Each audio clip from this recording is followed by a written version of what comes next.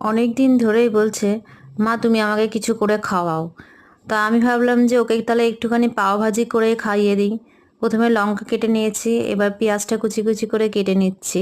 এবার কাটা হয়ে গেছে আমার। এবার বিট নুন দিয়ে পেঁয়াজটা লঙ্কাটা একটুখানি মেখে নিচ্ছি যাতে নরম হয়ে যায়। একটা ডিম ফাটিয়ে নিলাম, ভালো করে ঘুটে নিচ্ছি ডিমটাকে। দেখো, একটা সাদা তেল দিয়ে নিয়েছি। এবার পাউরুটিটাকে পিস পিস করে কেটে ওইভাবে চুবিয়ে নিয়ে ভাজা করে ফেললাম।